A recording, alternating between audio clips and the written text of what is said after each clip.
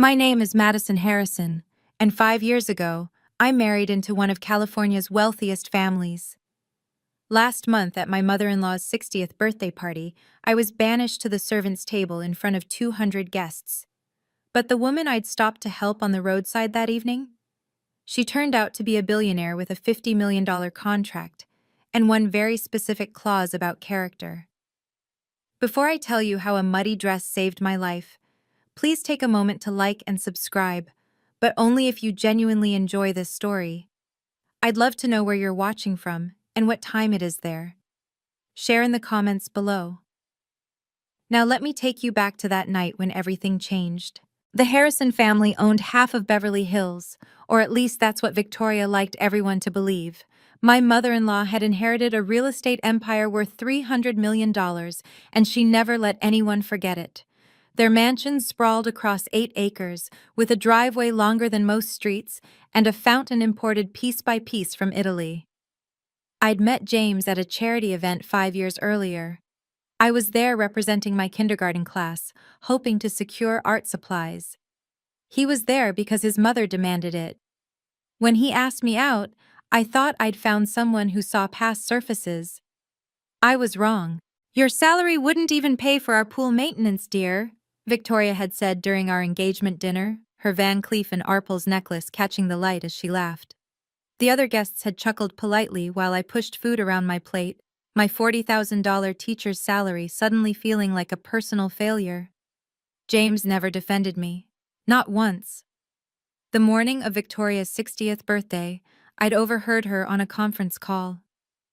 "The Chen Foundation is considering us for their 50 million education initiative," she'd said, her voice dripping with satisfaction. "Once we secure this, the Harrison name will be untouchable in philanthropic circles." I'd thought nothing of it then. Just another deal, another feather in her cap, another reason for her to look down at my humble contributions to actual children's education. The party was set for 8 o'clock.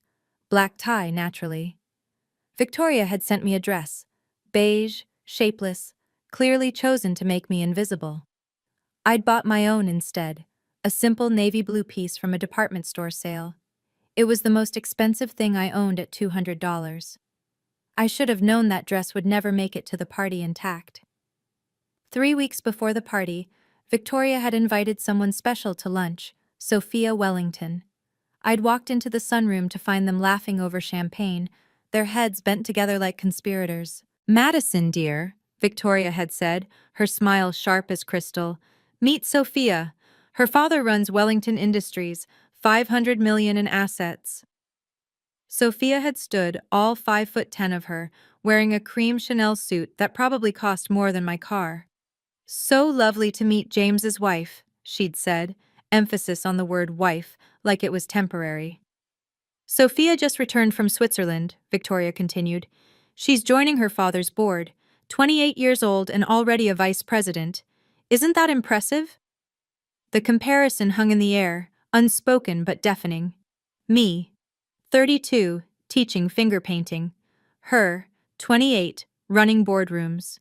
"James and Sophia practically grew up together," Victoria added, watching my face. "Before he met you, of course. We always thought, well, timing is everything, isn't it?" James had walked in then, and his face had lit up seeing Sophia. They'd embraced just a moment too long while Victoria smiled like a cat with cream. I'd excused myself to the bathroom and stared at my reflection. My store-bought clothes, my sensible teacher's haircut, my naked fingers except for the modest wedding band James had insisted was classic rather than cheap. That night, James had been distant. "Sophia's doing amazing things," he'd said in bed, "really making a difference in the business world." "I make a difference too," I'd replied quietly. 23 5-year-olds learned to read this year because of me. He'd patted my hand absently. "Of course, honey. That's nice." Why hadn't I seen the writing on the wall then? The drive to Victoria's mansion usually took 40 minutes from our apartment. Yes, apartment. James had insisted we live modestly while his trust fund matured. I'd left at 7, giving myself extra time in my 10-year-old Toyota Camry that James called embarrassingly practical. 20 minutes into the drive, I saw the Mercedes S-Class on the shoulder, hazard lights blinking in the drizzle that had started. An elderly woman stood beside it, waving her phone helplessly in the air. I pulled over. I couldn't not pull over. "Oh, thank goodness," she said as I approached. She was perhaps 70, wearing a simple but elegant pantsuit. My driver had a family emergency, and I insisted he go. Now the car won't start, and I can't get a signal. "Let me call you a ride," I offered, pulling out my phone. The rain was picking up, and I could feel my carefully styled hair beginning to fall. "You're getting soaked, dear," she said, concerned. "Please, sit in your car."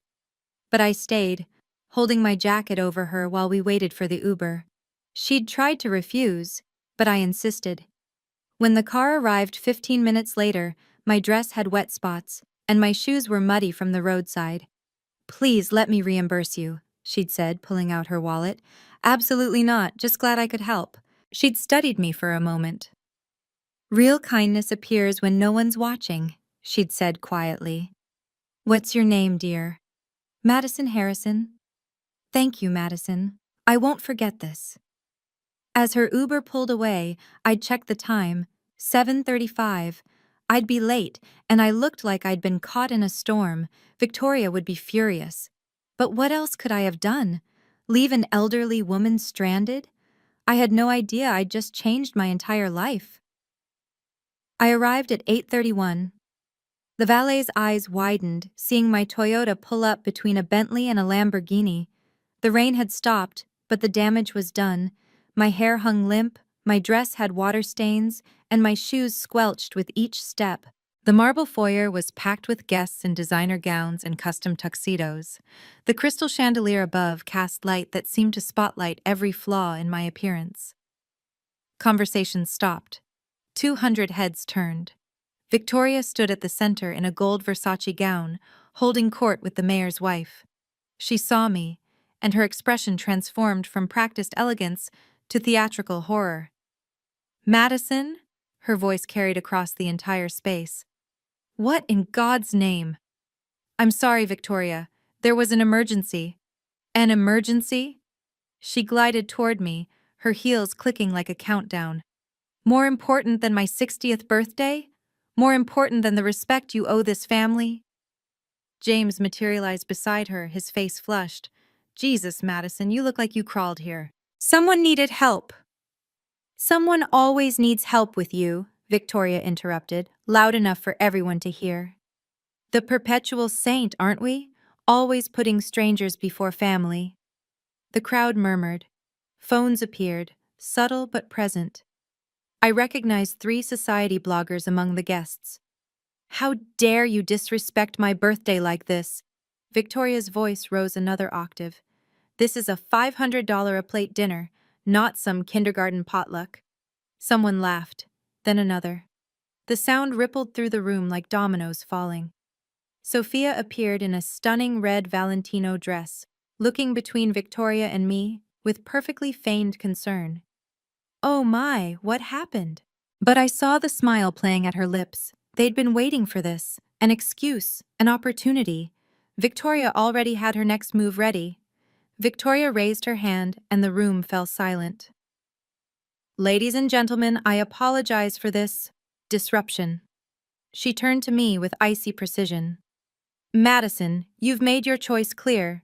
You prioritize strangers over family, appearance means nothing to you, and you have no respect for the standards of this household." She gestured to the corner where the catering staff had set up a small table for their breaks. "You clearly belong with your own kind. The help. That's where you'll sit tonight." Gasps rippled through the crowd. Even in this world of casual cruelty, public banishment was shocking. The mayor's wife covered her mouth. The society bloggers typed furiously. "Victoria," I said quietly, "please don't do this." "It's already done." She turned to the head waiter. "Please escort Mrs. Harrison to the service table. Perhaps she'll feel more comfortable there." James stood frozen beside his mother. Our eyes met for 1 second, one moment where he could have intervened. Instead, he looked away and whispered something to Sophia, who touched his arm sympathetically. The walk to the servants' table felt like a funeral march. Every click of my muddy heels echoed. The catering staff looked mortified, shifting to make room while avoiding eye contact. I sat between a young server named Miguel and the coat check girl, their discomfort palpable. From across the room, I watched Sophia slide into my assigned seat next to James. Victoria clinked her champagne glass, ready to make a toast, when the major domo appeared at her side. "Madam, your special guest has arrived, Ms. Eleanor Chen." Victoria's face transformed instantly from triumph to gracious hospitality. "Eleanor, finally!" But when the woman walked through the door, my heart stopped. It was her, the woman from the roadside. Before Eleanor entered, Victoria seized her moment. She clinked her crystal champagne flute again, commanding attention. "Before we welcome our honored guest," she began, her smile radiant, "I want to share something special with all of you, my dear friends who've supported our family through every season." She paused dramatically, one hand on James's shoulder. "Change is never easy, but sometimes it's necessary. Some marriages are simply mismatches from the start. When people come from different worlds, different values, different standards, well, love isn't always enough." My stomach dropped. She wasn't really doing this, not here, not now. Which is why I'm thrilled that James has reconnected with someone who truly understands our world. Sophia Wellington has graciously agreed to be patient while certain legal matters are resolved. Sophia blushed prettily on cue, her hand finding James's. He didn't pull away. The room erupted in polite applause while my world crumbled. The coat check girl beside me whispered, "Oh my God." "To new beginnings," Victoria raised her glass, "and to partnerships that make sense." Everyone drank. Everyone except the service staff at my table, who sat frozen in secondhand mortification. That's when Eleanor Chen walked in. She moved through this crowd with quiet authority, her simple black dress and pearl necklace understated, but undeniably expensive. Victoria rushed to greet her, arms extended. "Eleanor!" Perfect timing. We were just... But Eleanor walked past her, past the mayor's wife, past the society bloggers, past James and Sophia, straight toward the servants' table, straight toward me. The room held its collective breath as one of the wealthiest women in California approached the corner where I sat with the help, my muddy shoes hidden under the tablecloth, my humiliation complete. Or so I thought. If you've ever felt judged for your job or where you come from, leave a comment below. I read every single one. The next part of this story shows exactly how karma works, sometimes in ways you'd never expect. And if you're watching from a big city or a small town, share with me where. I want to know who this story reaches. Are you Team Madison already? Or are you waiting to see what happens next? Let me know before we continue, because Eleanor Chen is about to flip this entire room upside down.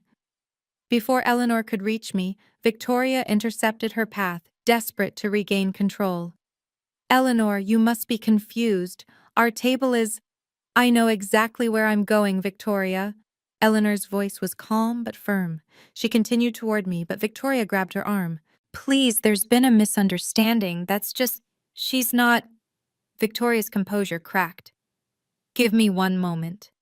She rushed to my table, her facade of elegance gone. Reaching into her clutch, she pulled out a folded document and slapped it in front of me. The header was visible: "Petition for dissolution of marriage." "Sign it," she hissed, leaning close enough that only I could hear. "Sign it now, quietly, and you can leave with some dignity. Refuse, and I'll make sure no school in California will hire you. I know every board member, every superintendent. Your career will be over." The head waiter tried to disappear. Miguel stared at his shoes. The coat check girl held her breath. "Victoria," I said steadily, though my hands shook. "You can't." "I can and I will." Her lawyer, Mr. Brennan, had materialized beside her. "The papers are prepared.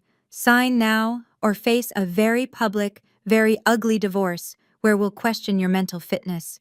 How many kindergartners' parents will trust you then? James had drifted closer, typing on his phone. The message appeared on mine. Just sign, please. Make this easier for everyone. For everyone. Not for us. For everyone else. Mrs. Harrison. Eleanor's voice cut through the tension. Is there a problem here? Victoria straightened, switching masks instantly. Just handling a small family matter. Nothing that concerns our $50 million discussion. Eleanor looked at me, then at the papers, then back at Victoria. I see, family matters, how interesting.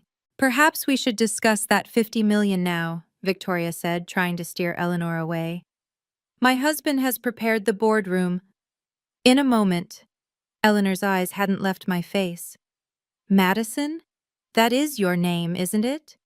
I nodded, unable to speak. Madison Harrison? She pressed, and something in her tone made Victoria freeze. You know her? Victoria's voice pitched higher. Eleanor smiled, the kind of smile that preceded earthquakes. Oh yes. We met earlier this evening, didn't we, dear? The room had gone completely silent. Even the waiters had stopped moving, trays suspended mid-air. 200 guests leaned in, sensing blood in the water. This woman, Eleanor announced, her voice carrying perfectly, stopped in the rain to help me when my car broke down. She ruined her dress, missed your party's start time, all to make sure a stranger was safe. Victoria's face cycled through emotions, confusion, calculation, damage control. How charitable of her. She does fancy herself a saint. Interesting word choice, Eleanor said. Saint. Because I've been researching your family's charitable foundation all week. The Harrison Family Trust, established to promote compassion and service, correct? Of course. We're devoted to... To what, exactly? Eleanor walked to the center of the room, addressing everyone now. To banishing good Samaritans to servants' tables? To public humiliation as entertainment? She pulled out her phone, and suddenly the wall-mounted TV screens, installed for Victoria's birthday slideshow, flickered to life. I had an interesting experience tonight, Eleanor continued. My dashcam caught all of it. Should we watch together? The video began playing, me pulling over in the rain, running to help, holding my jacket over Eleanor's head while getting soaked.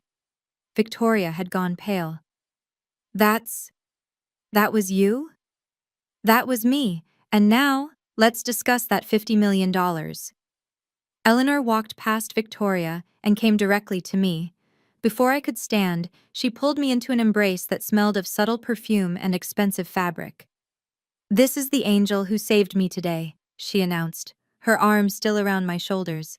The servants' table had become center stage. Victoria practically ran over, her heels clicking frantically. Eleanor, please, let's not be dramatic.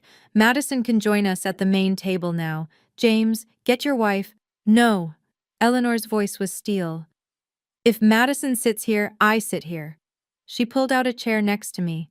In fact, I prefer this table. These people actually work for a living. The coat check girl gasped. Miguel dropped a fork. The society bloggers were practically vibrating with excitement. This would feed their columns for months. But the 50 million, Victoria stammered. Ah, yes, the 50 million. Eleanor smiled. Tell me, Victoria, do you even remember what you signed 2 weeks ago? Of course. The preliminary agreement for the Harrison Education Initiative. And did you read it? All of it? Victoria's lawyer, Brennan, had gone pale. He started scrolling frantically through his phone. Clause 7, Section 3, Eleanor recited from memory. The family representative must demonstrate genuine compassion and moral character, as observed during the evaluation period. Evaluation period? Victoria's voice cracked. The 30 days before final funding, which ends tonight. Eleanor checked her Patek Philippe watch. In about 2 hours, actually. She stood, addressing the room. Ladies and gentlemen, you've just witnessed a masterclass in character revelation. The Harrison family, asking for $50 million to help underprivileged children, just banished a kindergarten teacher to the servants' table for helping a stranger. The irony hung in the air like a blade.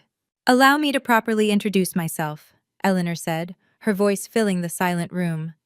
Eleanor Chen, CEO of Chen Foundation International. We manage $2 billion in charitable assets globally.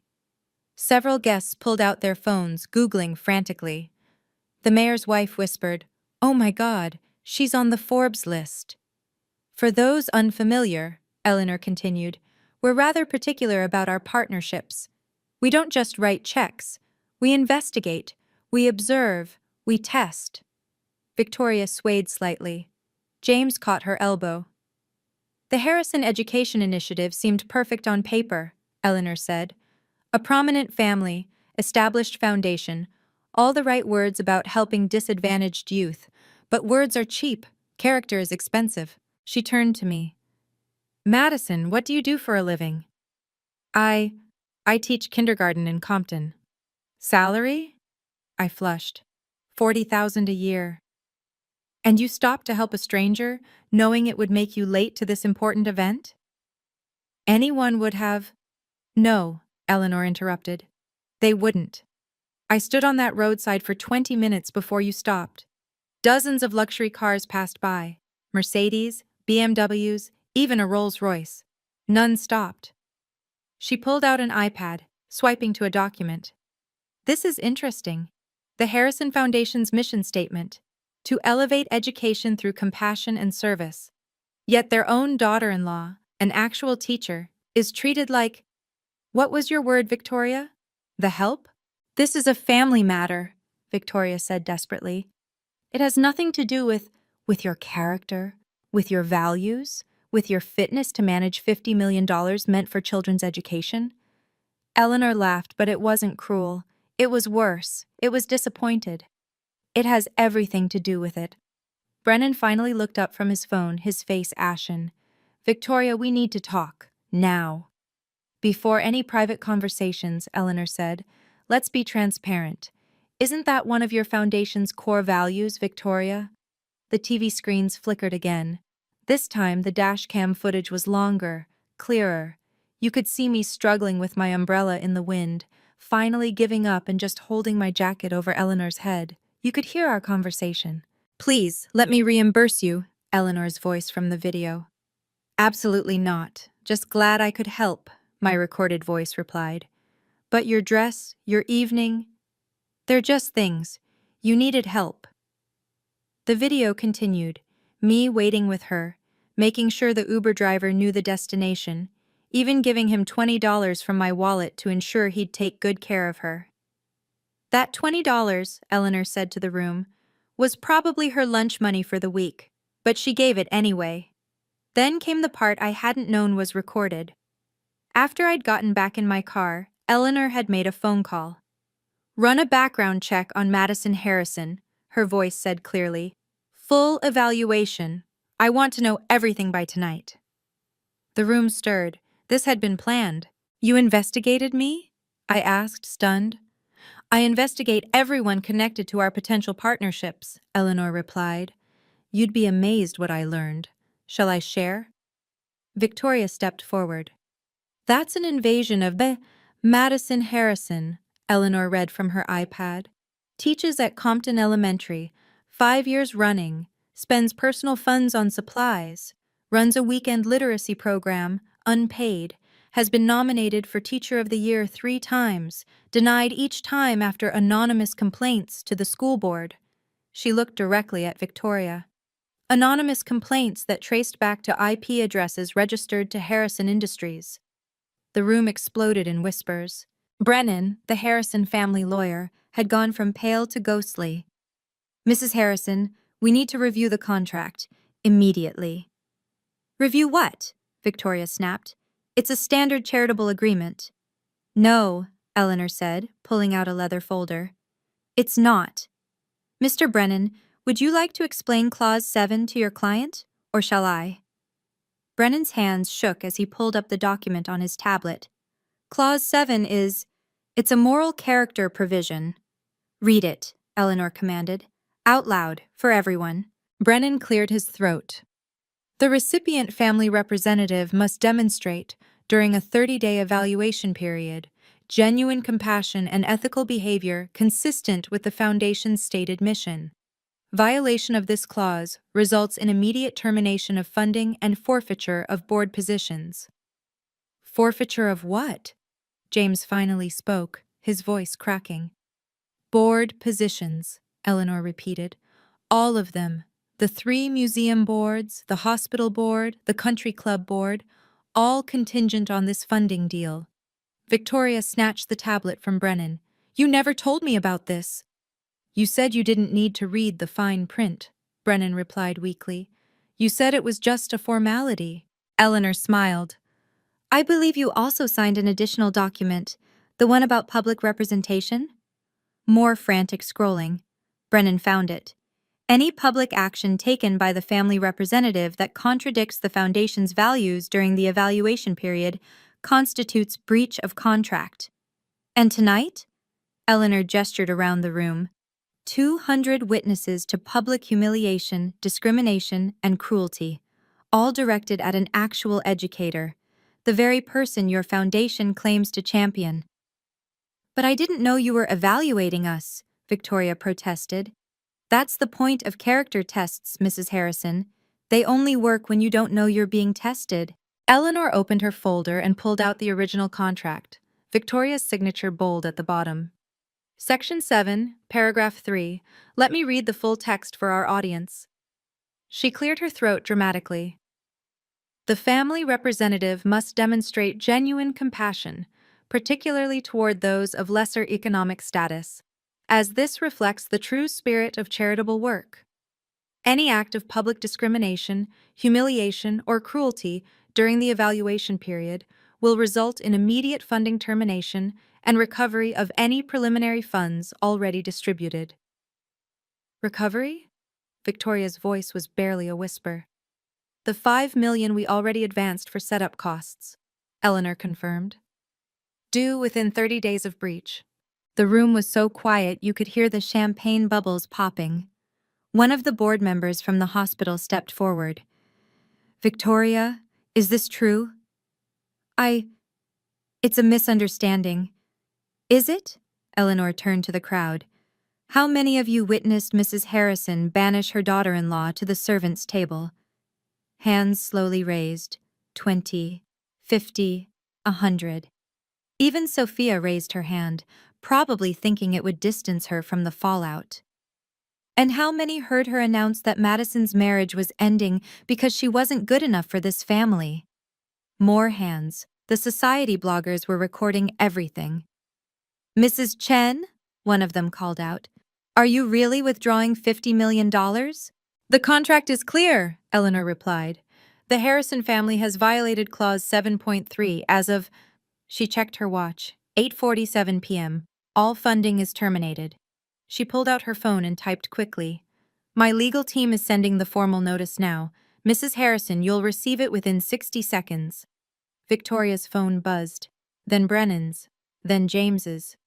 The subject line was visible on James's screen. Immediate termination, Harrison Foundation funding. Now, Eleanor addressed the room like a prosecutor. I'd like to call some witnesses, not for legal purposes, we have plenty of evidence, but for moral clarity. She pointed to a young waiter. You, sir. What's your name? Miguel, ma'am. Miguel, how long have you worked for the Harrisons? 3 years. Ever seen anything like tonight? Miguel glanced nervously at Victoria. Eleanor stepped between them. She can't fire you. After tonight, she won't be able to afford you. Please, speak freely. It's not the first time. Mrs. Harrison regularly humiliates people she considers beneath her. Last month, she made a gardener eat his lunch in the rain because he was too dirty for the servants' quarters. Others began speaking up. The coat-check girl shared how Victoria had thrown a coat at her face. A valet described being forced to park in the sun for hours because Victoria didn't like his accent.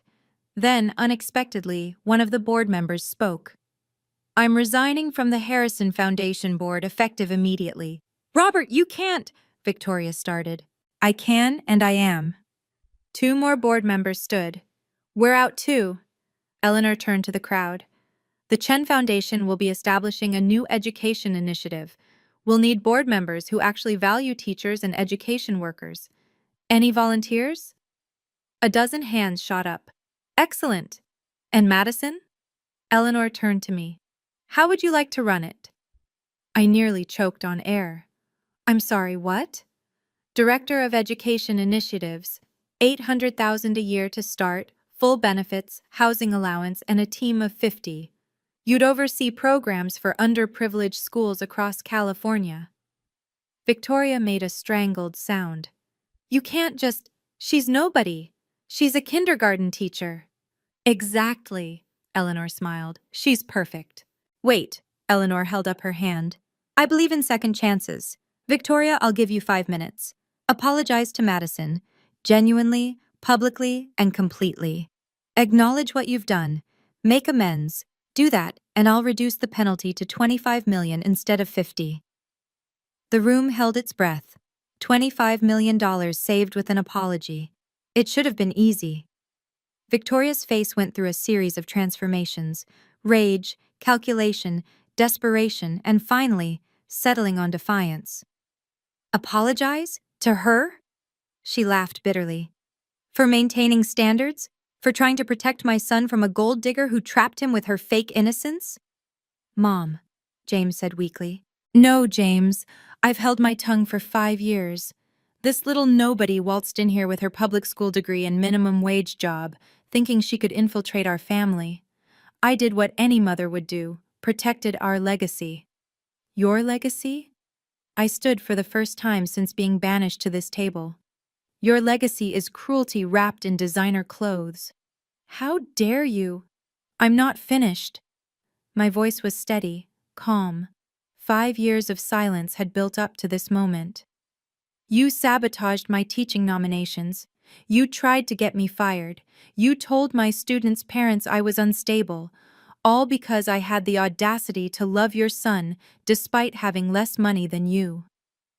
And look how that turned out, Victoria spat. He's already moved on to someone worthy. I looked at James standing there with Sophia, silent as always. You're right, he has. And you know what? They deserve each other. Eleanor checked her watch. That's 5 minutes. No apology. The full 50 million termination stands. I will not apologize for maintaining standards, Victoria said, chin high. Then you'll maintain them alone, Eleanor replied, and significantly poorly. Victoria just made a $50 million choice. What do you think happens next? Comment your prediction before watching the rest. If this story reminds you of someone in your life, feel free to share, but don't tag them. We don't need more drama. Karma has its own timeline. The next part reveals something about Eleanor that nobody saw coming, and trust me, the Harrisons are about to lose much more than just money. Are you ready for the biggest twist? Let me know where you're watching from first. I love seeing how far these stories travel. Eleanor pulled out her phone and hit speaker.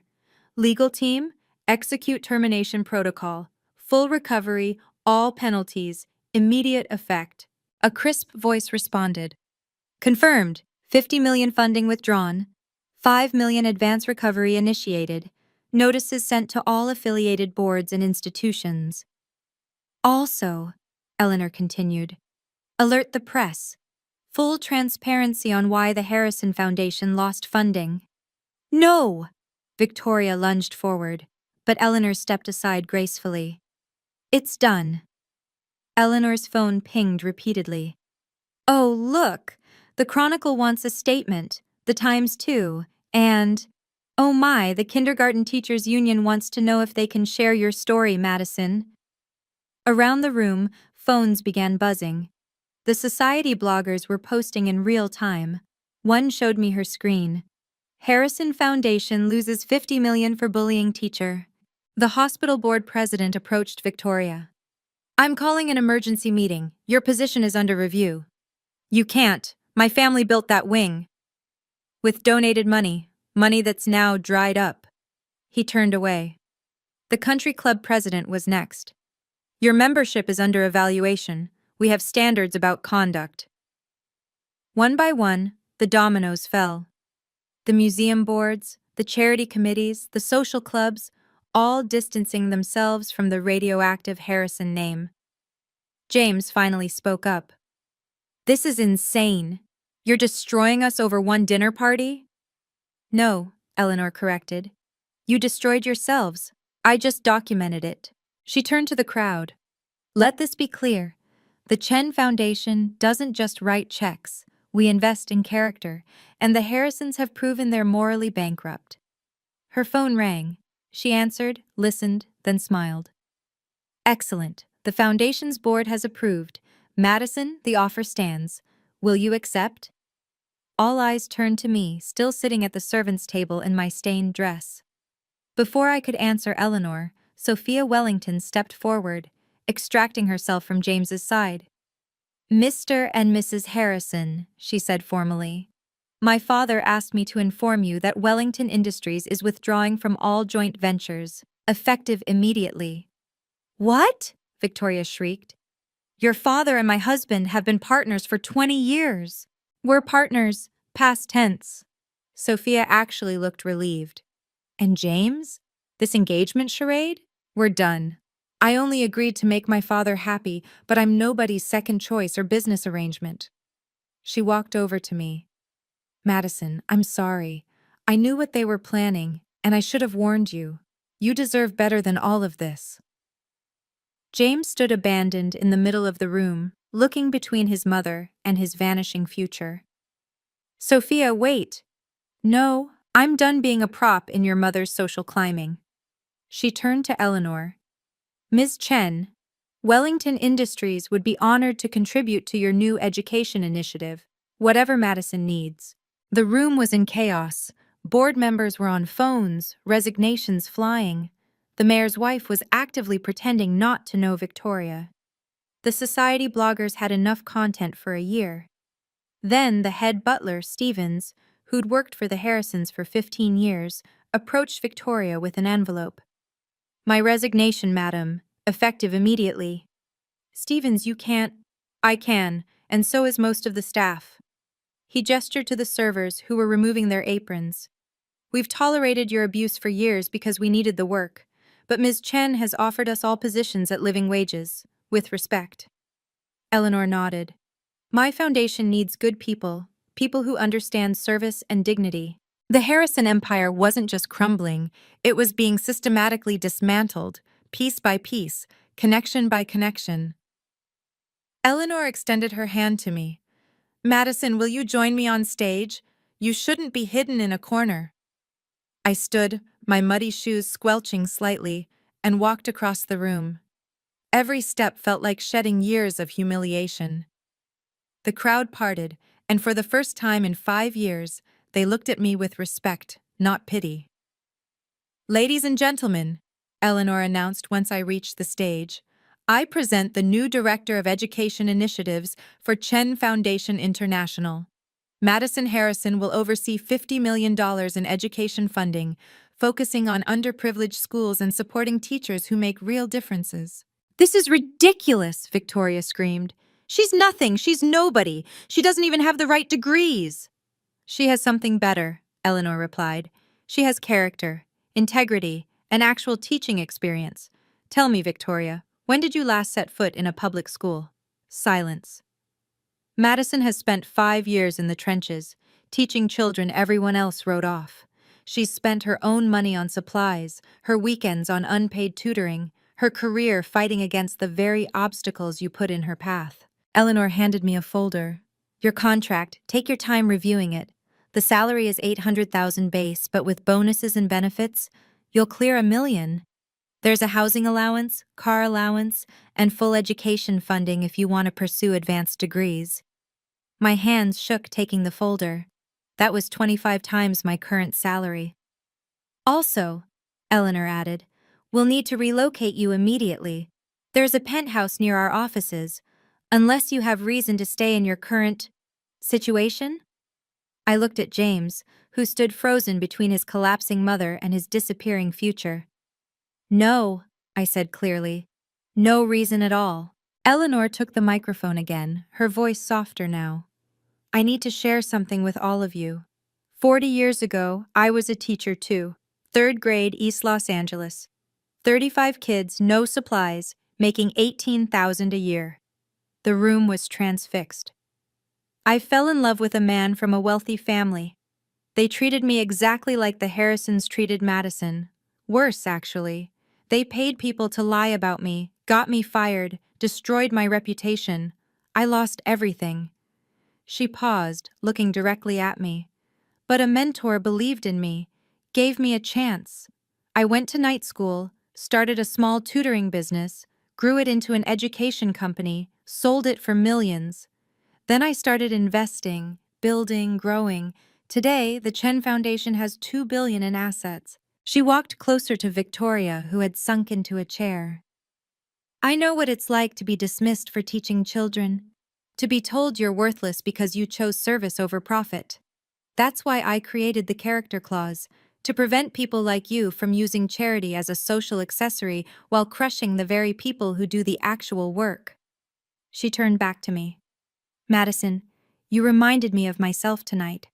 Not when you helped me, though that was remarkable, but when you sat at that servant's table with dignity, when you didn't beg or plead or compromise your values. That's real strength. This is all very touching, Victoria said bitterly. But you've destroyed a family legacy over petty revenge.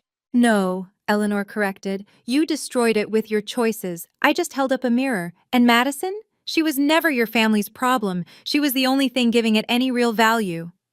Brennan, the Harrison lawyer, had been frantically reading documents on his tablet. His face went from pale to green. Victoria, he said shakily. There's more. More? Her voice was hollow. Clause 12.5. Breach penalties. You owe $5 million immediately, but there's also performance penalties. Another $10 million for egregious violation of moral standards. $15 million total? James gasped. Plus legal fees, plus interest if not paid within 30 days. Brennan looked ready to faint. And there's a publicity clause. The Chen Foundation has the right to publicize the reason for termination. Full transparency. Eleanor nodded. The press release goes out Monday morning. Every major outlet will know exactly why the Harrison Foundation lost funding. You'll ruin us. Victoria stood, swaying slightly. You ruined yourselves. I'm just ensuring everyone knows it. Eleanor pulled out another document. Oh, and this is interesting. According to your foundation's bylaws, losing a major funding source triggers an automatic audit. Federal investigators will examine every transaction, every donation, every expense account. Victoria's husband Richard, who'd been silent all evening, finally spoke. Victoria, what did you do? Nothing. Everything was legal. Legal and ethical aren't the same thing, Eleanor observed. How many donation funds went to personal expenses? How many charity galas were really just birthday parties in disguise? The FBI forensic accountant on Eleanor's team had been thorough, very thorough. Also, Eleanor continued, you're permanently banned from applying to any Chen Foundation partners.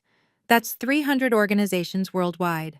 The Gates Foundation, the Ford Foundation, the Carnegie Trust, all off limits. She handed Brennan the full penalty documentation. Your client has 30 days to pay $15 million. After that, we pursue assets, including that lovely mansion. James finally moved, walking toward me with his hands outstretched. Madison, please. We can work this out. Don't let them do this to our family. Our family? I laughed, but it wasn't bitter. It was free. James, we were never a family. I was an accessory you were too weak to defend. That's not true. I love you. No, you loved the idea of rebellion. Marrying beneath your class felt edgy until it got hard. Then you chose comfort over courage. Every single time. He grabbed my hands. Please, talk to Ms. Chen. Make this stop. I pulled away. You stood there while your mother banished me to the servants' table. You let her announce our divorce before even discussing it with me. You texted me to sign papers instead of standing up for our marriage. I was trying to keep the peace. You were being a coward. I reached into my purse and pulled out my own envelope. I brought these tonight, actually. Divorce papers, already signed. I was going to give them to you after the party. The room gasped. Even Eleanor looked surprised. You were leaving anyway? James looked stunned. I'd been planning it for months, saving money, looking for apartments. Tonight just made it easier. I handed him the papers. Your mother was right about one thing. We're from different worlds, but not the way she thinks. My world has integrity, yours has none. Madison, James, your mother needs you more than I ever did. You two deserve each other. I turned to Eleanor. I accept your offer. When do I start? Tomorrow, if you're ready. I've been ready for 5 years. As James stood there holding divorce papers, the entire service staff began moving. One by one, they stood up from their stations and walked toward the servants' table where I'd been sitting. Stevens, the head butler, spoke first. Mrs. Harrison, we want you to know something. We've been documenting everything for 3 years. He pulled out a thick folder. Every insult, every humiliation, every withheld paycheck, every illegal overtime demand. We were waiting for the right moment. Miguel added, You treated us with respect, always. Said please and thank you. Remembered our names, our kids' names. The coat check girl, Sarah, stepped forward. Last Christmas, you gave us bonuses from your own money when Mrs. Harrison forgot. We knew you couldn't afford it. You didn't have to, I started. We wanted to, Stevens interrupted. He turned to Victoria. Madam, this is my formal notice of a class action lawsuit for wage theft and hostile work environment. 23 staff members, 5 years of violations. Another folder appeared. Our lawyer has been building this case pro bono. He says it's worth approximately $3 million in damages and penalties. Victoria's legs gave out. Richard caught her, his face ashen. Also, Stevens continued, we've all accepted positions with the Chen Foundation, every single one of us. Your household has no staff as of tonight. Eleanor smiled. I believe in hiring good people and treating them well, something the Harrisons never learned. The staff formed a line, and one by one, they handed Victoria their resignation letters. 23 letters piled on the table where I'd been banished. We've been waiting for karma to visit Mrs. Harrison, Stevens said to me. Thank you for bringing her to the door. Eleanor's assistant, a sharp young woman with an MBA from Wharton, stepped forward with a tablet. Should I read the final tally? Please do, Eleanor said. Immediate losses for the Harrison family, $50 million in withdrawn funding, $15 million in breach penalties, $3 million in estimated wage theft settlements. Total, $68 million. She continued. Secondary losses, 5 board positions at approximately $200,000 per year in benefits and connections. Estimated value, $1 million annually. Country club membership, $50,000 annually. Social capital, incalculable. For Madison Harrison, base salary of $800,000, housing allowance of $10,000 monthly. Vehicle allowance of $3,000 monthly. Full benefits package worth $200,000. Education fund of $100,000.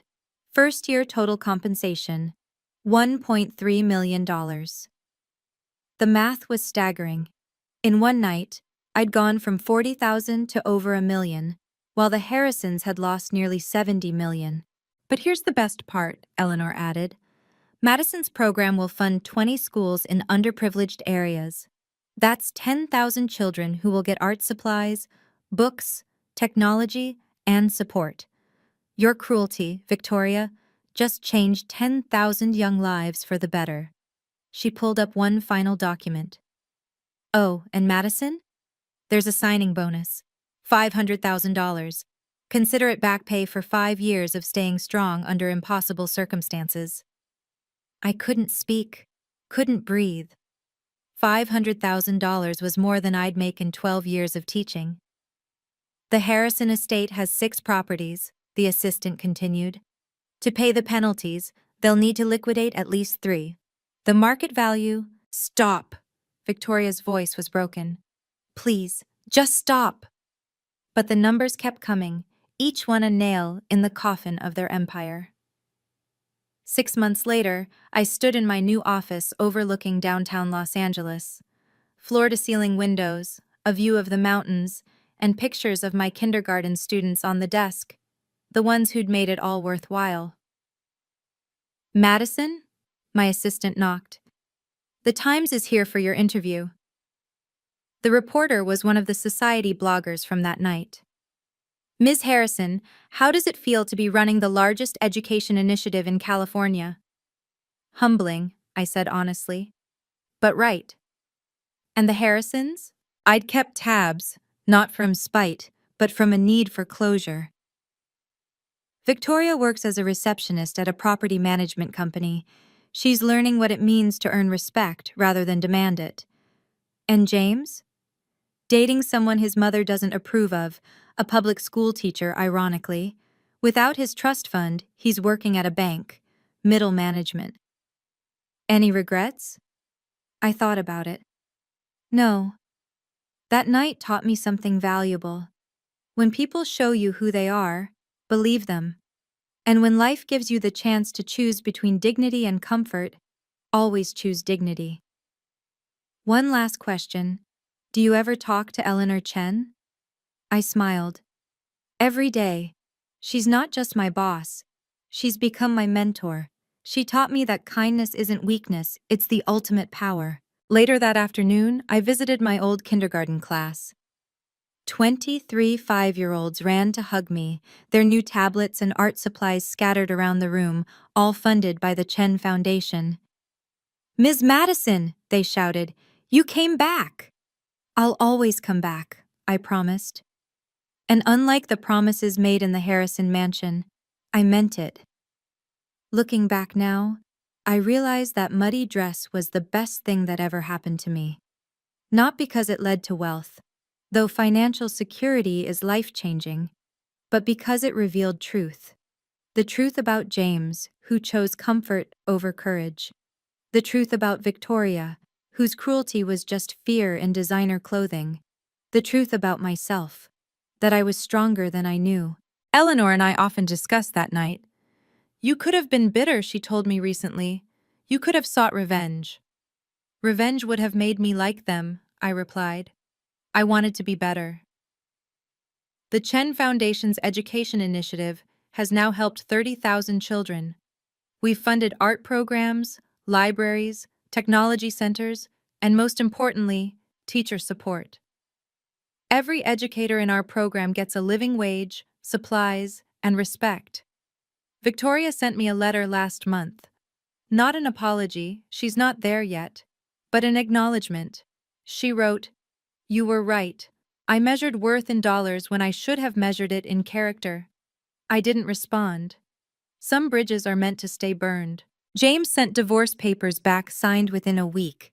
No contest, no drama. He kept the apartment. I kept my dignity. Fair trade. But here's what I want you to remember.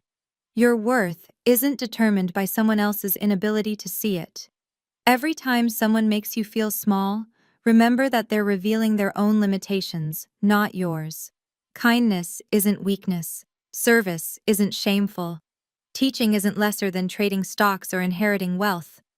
The people who do the real work, teachers, nurses, caregivers, we're the ones who actually change the world. One muddy dress, one act of kindness, one woman who recognized character over class. That's all it took to change everything. Thank you for staying until the end of this story.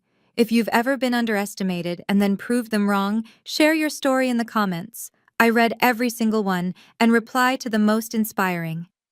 Subscribe if you want to hear more stories about ordinary people doing extraordinary things. And remember, your value doesn't depend on how others perceive you. You are worthy, you are enough, and sometimes the universe conspires to prove it in the most unexpected ways. Stay strong, Stay kind, and never let anyone make you feel less than. Until next time.